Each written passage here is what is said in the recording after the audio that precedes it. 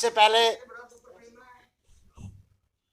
मैं आपका शुक्रगुजार हूं कि आप भाइयों ने समय दिया। पर एंटी करप्शन फोरम जम्मू के बैनर तले मैं सरकार से ये कहना चाहता हूं, जिस कदर जम्मू कश्मीर रेवेन्यू डिपार्टमेंट के अंदर लोगों के हकूक़ की खिलाफ वर्जी हो रही है, जिस कदर जम्मू कश्मीर यूटी के अंदर अथॉरिटियां इंतज़ामिया की जो मैजिस्ट्रेट लोग हैं, तहसील मैजिस्ट्रेट, सब डिविज़नल मैजिस्ट्रेट,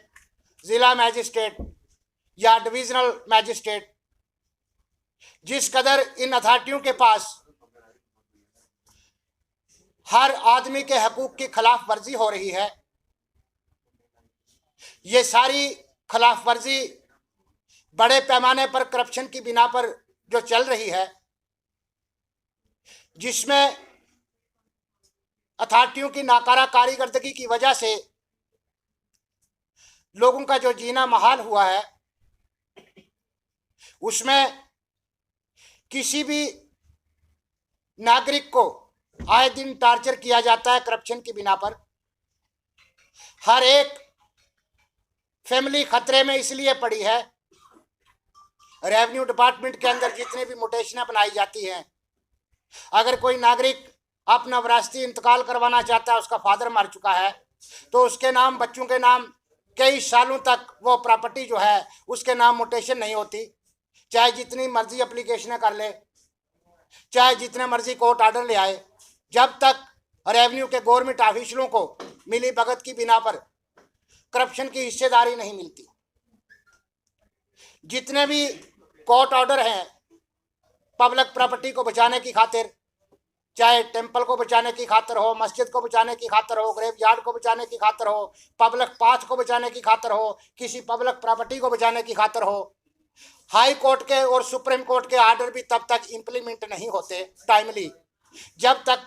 करप्शन की यहाँ रेवेन्यू की अथॉरिटियों को करप्शन की बिना पर अच्छे खासे बड़े पैमाने पर उनकी जेबें ना भर जाएं। मेरे पास ऐसी जीती जागती मिसाल जो है, बहुत सारे ऐसे कोर्ट ऑर्डर हैं जो ये साबित करते हैं 10-10 सालों से सभी मैजिस्ट्रेट दस्तखत कर देते हैं, पर एक पटवारी कोर्ट ऑर्डर को इम्प्लीमेंट तक नहीं करता और उसके खिलाफ एक्शन लेने के लिए कोई एडमिनिस्ट्रेशन या कोई भी ऐसा मैजिस्ट्रेट काम नहीं करता ताकि एक्शन लेकर ऐसे पटवारी के खिलाफ एक्शन लिया जाए। जो पब्लिक प्रॉपर्टी के रिगार्ड अगर कोई कोर्ट ऑर्डर है तो उसे टाइमली इंप्लीमेंट किया जा सके और पब्लिक प्रॉपर्टी बचाई जा सके, जो सबसे बड़ी बात है। रेवेन्यू डिपार्टमेंट के अंदर एक के फादर का नाम प्रॉपर्टी में चलता आ रहा है, किस डेट को कब किस नागरिक का नाम काट कर दूसरे नागरिक का रख दिया जाएगा ये कोई पता नहीं, किसको कब टार्चर कर देंगे करप्शन की बिना पर। आज की मेजरमेंट कुछ है, कल की मेजरमेंट कुछ है, परसों की मेजरमेंट कुछ है, आज रिकॉर्ड कुछ है, कल कुछ है। किसी वारिस को 10 साल के बाद पता चलता है, अपीलें करते करते जिंदगी गुजर जाती है, पर कोई भी रेवेन्यू अथॉरिटी जो है वो आप बता दीजिए आपने बताना क्या है, ये इश्यू ज्योग्राफी छोड़ दीजिए,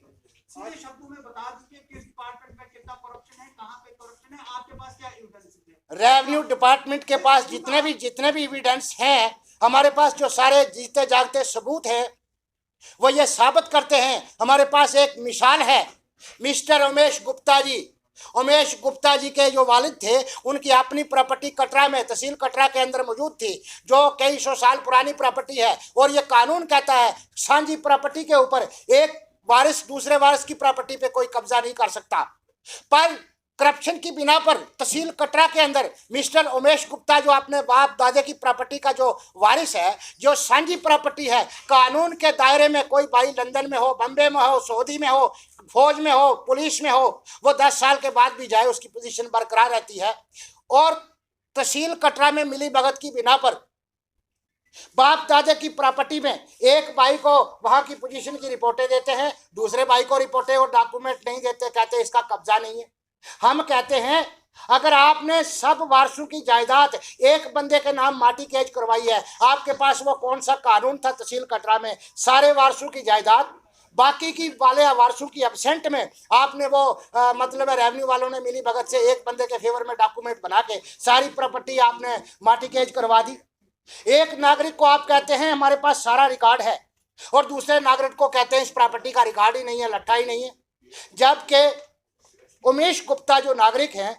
तहसील कटरा से, उनकी जायदाद की जो रिकॉर्डिकली जो पोजीशन है, जो गिरदावरी है वो चल रही है। गिरदावरी का रिकॉर्ड हम आपको चेक करा देते हैं, सरकार को चेक करा देते हैं। पूरा रेवेन्यू रिकॉर्ड म्यूटेशन उनके नाम पे हुई है और जिसकी गिरदावरी हुई है सर्टिफाइड कॉपी उसकी मौजूद है, इंतकाल की सर्टिफाइड कॉपी मौजूद है। पर तहसीलदार कटरा जो है उनका कहना है कि इनकी कोई गिरदावरी नहीं है, इनका कोई कब्जा नहीं है। ये सामने सामने दो किस्म के डॉक्यूमेंट जब डिविजनल कमिश्नर जम्मू के टेबल पे रखते हैं तो डिविजनल कमिश्नर जम्मू जैसे लोग जो डिविजनल कमिश्नर हैं अपने दरबार में दो किस्म के डॉक्यूमेंट को देखकर मुंह फेर जाते हैं। वो ये नहीं कहते रिकॉर्ड इसका दुरुस्त है, इनकी पोजीशन दुरुस्त है। अग्रेरियन रिफॉर्म एक्ट का जो लॉ है वो ये कहता है जो सांझी प्रॉपर्टी है उसमें एक भाई दूसरे भाई की प्रॉपर्टी पे कब्जा कर ही नहीं सकता, कोई रिकॉर्ड ही नहीं है। और ये सारी मिली भगत करप्शन की बिना पर पटवारी से लेकर डिविजनल कमिश्नर तक बड़े पैमाने की जो इसमें फेरबदल किया जाता है। कब किस नागरिक को टार्चर कर दिया जाएगा कोई पता नहीं। मेरे पास वो भी रिकॉर्ड मौजूद है जो हम सरकार से मांग करते हैं। ये जो रेवेन्यू रिकॉर्ड है खासकर मिस्टर उमेश गुप्ता जो कटरा से हैं, जिनको अपने बाप दादे की प्रॉपर्टी में जो रिकॉर्ड होते हुए भी वहाँ रेवेन्यू उसका कब्जा जो है उसको रिपोर्ट नहीं करता है, जबकि उसके डॉक्यूमेंट भी मेंटेन है। उसे 10 साल से टार्चर किया जा रहा है। एक तरफ कहते हैं लट्ठा मौजूद है, दूसरी तरफ कहते हैं लट्ठा नहीं है। ये करप्शन की मिली भगत पर जो लोगों को टार्चर किया जा रहा है, हम कहते हैं गवर्नमेंट एंटी करप्शन के द्वारा, सीबीआई के द्वारा तहसील कटरा की आम जनता की पूरे रिकॉर्ड की छानबीन करे। कितने लोगों को वहां करप्शन की बिना पर तहसील कटरा में टार्चर किया जा रहा है, कितनी पब्लिक प्रॉपर्टियां ग्रैब की जा रही हैं, भाई भाई के साथ कितने झगड़े खड़े किए गए हैं, रेवेन्यू में अननेसेसरी कितने लोगों के नक्शे काटे गए हैं, क्या क्या फेरबदल किया है तहसील कटरा के रेवेन्यू रिकॉर्ड के अंदर। इसी बिहाफ पर पूरे डिवीजन जम्मू के अंदर एक नागरिक को टार्चर नहीं किया जाता बल्कि लाखों नागरिक सफर हो रहे हैं, उनको कोई इंसाफ नहीं मिल रहा, कोर्ट के आर्डर इंप्लीमेंट नहीं हो रहे। जिस रिकॉर्ड में हाई कोर्ट कहता है ये टेंपल की प्रॉपर्टी है, ये स्कूल की प्रॉपर्टी है, पर एक माफिया को 40 बंदे पुलिस देकर टेंपल और स्कूल वाली प्रॉपर्टी में कंस्ट्रक्शन करा दी जाती है, पर हाई कोर्ट के आर्डर को इंप्लीमेंट तक नहीं किया जाता। ये करप्शन की मिली भगत की बिना पर जो रेवेन्यू डिपार्टमेंट के अंदर सबसे बड़ा भेदभाव है, ये लोगों का जीना मुहाल कर रहा है। कोई तहसीलदार, कोई एसीआर, कोई डीसी, कोई डिविजनल कमिश्नर पटवारी के खिलाफ एक्शन तक नहीं लेता। ये पिछली सरकारों की जो तानाशाही का जो तरीकाकार है।